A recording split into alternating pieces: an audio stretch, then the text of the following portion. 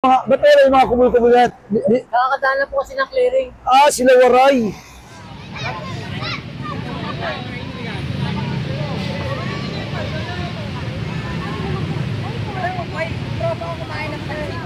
Hello, Big Love, shoutout po muli mga Kapudpak Mission. Ito na po yung karugtong na nakaraan sika ng last part. Sponsored by Team STMCBS by Madi. Marami yung nabigyan natin doon eh. Doon na sa iba doonan siguro. Di ba kasama yung mga isa nabigyan natin kanina? So ayan po mga Tita Almeida, Rose, Nanat, marami po tayong nabigyan po doon ng papila po, mga homeless. Sa bangkita lamang po sila. Minsan po yung iba dyan, taga Basico compound, o doon sa Maynila. Tondo yata, Tondo pala. Tondo pala yung yung Basico. So ayan po mga Kapudpak Mission, ayon sa namaritis po natin, dumaan daw po yung mga dati kong kasamahan sa local government na nag-operate ng mga kubul-kubul nila dito sa may bangkita, kaya lalos po lahat ng kanilang mga kubul-kubul po dyan na nakatabing ng tuldang sako. Kaya pala po nung dumating tayo, nakita natin sila na nakaupo lang sa isang tabi at malayo ang tingin. Kaya ito po mga ginagawa po natin, malaking tulong po ito para sa kanila. Pila po kayo dyan, Yan lang po. Para hindi po tayo magkakagulo. Yung mga nandoon. Tatay! Biyaya! Alik ni dito!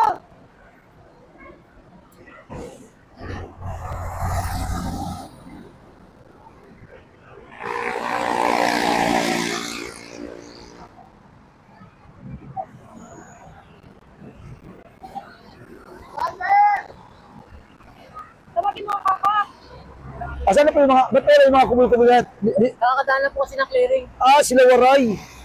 Ano yan? Parang naliligo ka. Wala akong chinilas. Ubus na eh. Chinilas natin. Ba't asan yung chinilas bigyan siya? Wala ka? Ayun lang mabiga. Welcome to Boracay! Okay na. Yaya! Andyan? Meron pa ba?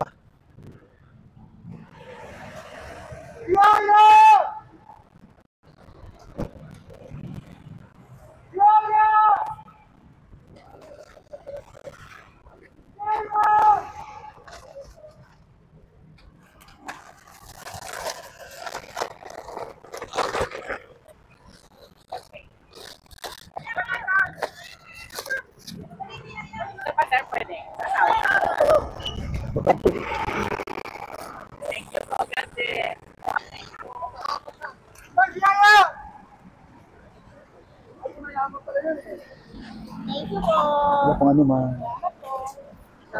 Kumusta na po kay nanay? Oo nga pala si Ate.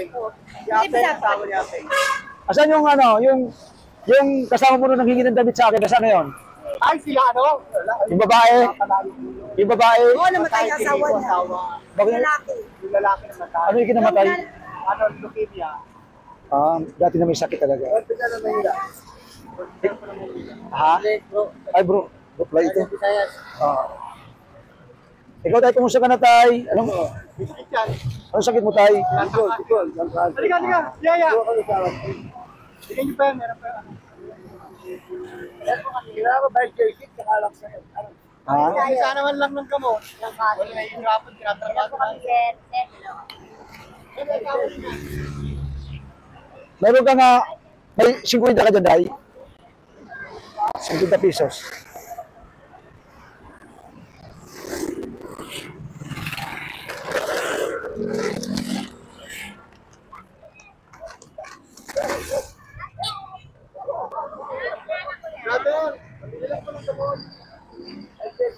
Asan siya, tita mo?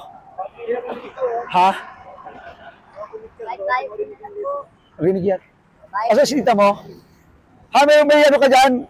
Bigyan mo kasi tita yung 50 pesos. Pabiling gamot mo 50 pesos ka dyan. Wala. So mahirap din po yung ganitong pagkakataon guys na natsimpuhan po natin na lalos na nga po yung kailang mga kubul-kubul na nadaanan sila ng operation tapos may sakit pa po yung mga senior citizen.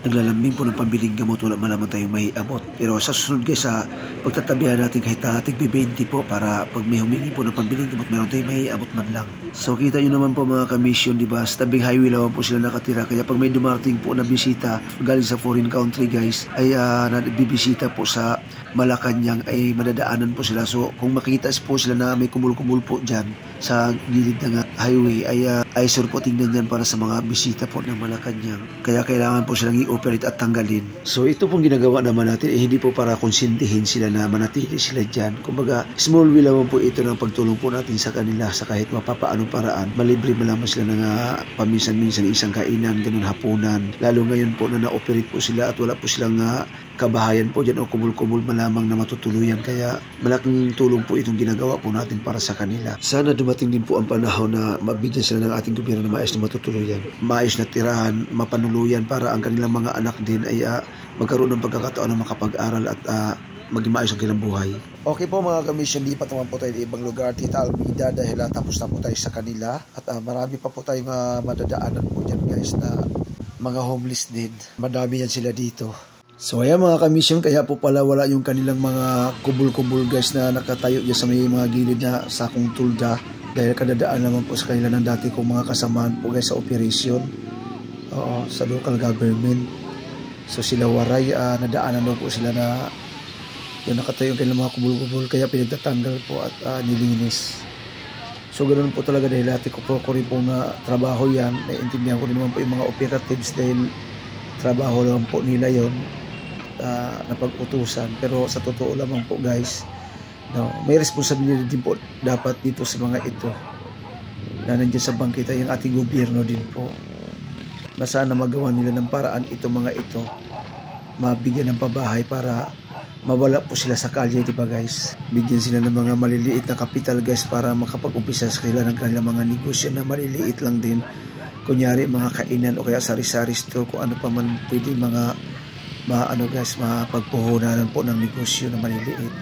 Ang importante po ay mabigyan sila ng disyenteng tahanan upang ang mga bata po na ito, kanilang mga anak, ay mabigyan po ng pagkakataon makapag-aral din ng hindi maghirap na katulad din nila sa paglaki.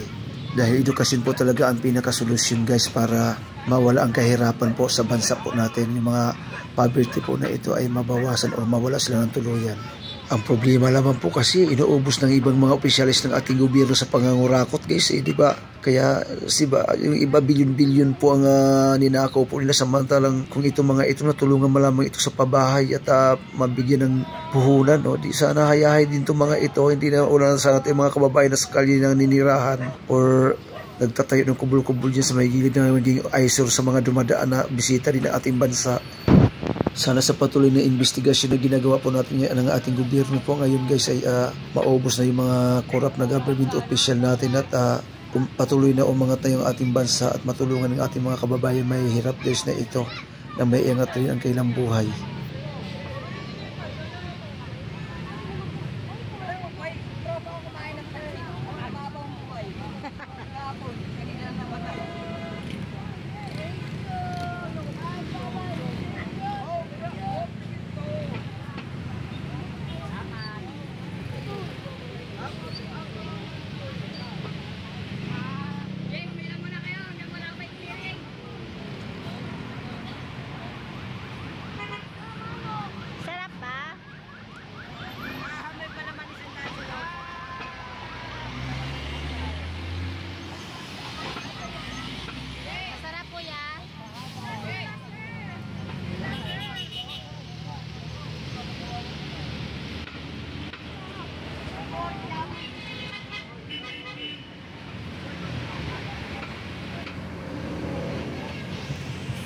Okay mga ka-mission, lipat naman po tayo ibang lugar para magpatuloy at mapaubos po natin ito ating dala. Thank you. Merry Christmas. Happy New Year. Merry Christmas din po. Thank you, Ma. Thank you, sir. Ako na nakapili. Thank you po. Thank you. Wala po ka naman. Thank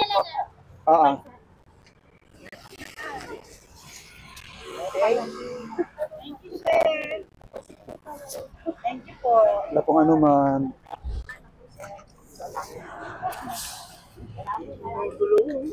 Ako parami siya paramigas. Sana magkasya pa itong dala natin. Ikunti na lang ito. Baka Kapatid ko. marami pa po yata paparating. Baka hindi na po yung nakapila naman po kasi wala na pong, ano eh. Wala na po, ubos na. Ubos na po, wala na po. Wala na po yung mga nakapila naman po, ma'am. Baka wala na po dyan. Wala na, hindi na po aabot eh. Wala na po, isa na lang po ito. Isa na lang po, isa. Wala na eh, ubos na eh. Oh, dami pa. Wala na.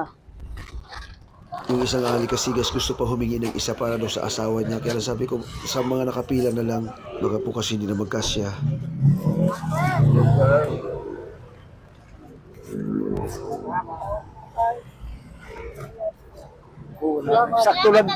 Sakto lang talaga. O, wala na. Wala na. Ayun po si, ayun. Kaya nanay. So ayan po tita, at talaga samakto lamang po talaga. Pero importante po tita, marami po tayo napakain ngayon sa amount na i-gcash niyo po sa akin. Salamat po muli sa inyong pagtitiwala at suporta sa munting paraan natin ng pagtulong sa ating mga kapuspalad na kababayan guys. God knows kung ano po ang tunay na nilalaman ng ating puso. So muli sa mga minamahal po nating kababayan guys na nais po nga makibahagi din po sa programa po na ito ng inyong Kuya Alan guys. Pwede nyo rin pong gawing daan o tulay ang aking programa po na ito para ang inyong small amount po guys ay makakatulong po sa ating mga kababayan sa pamamagitan po ng mission pakain po natin. Gcash number ko po ay 091536333913 Alan Pensan. Pwede nyo rin po akong i-message sa messenger ko guys, Alan Pensan. Muli ko nga po palang pinapasalamatan guys ang ating sponsor Tita Almeida Rosnanat sa kanyang pagpapadala muli ng amount guys para pambili po natin ng pocket wifi para sa sunod po na ating gagawing mission ay i-live po natin. Salamat po Tita. God bless you more.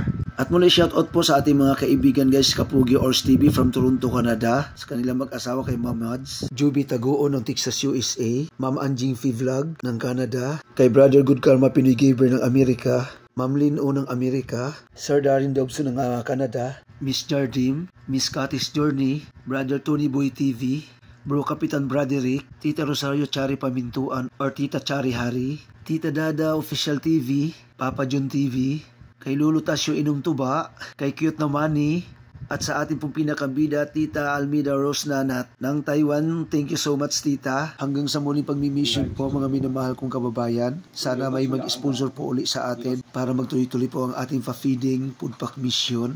God bless po. Ingat.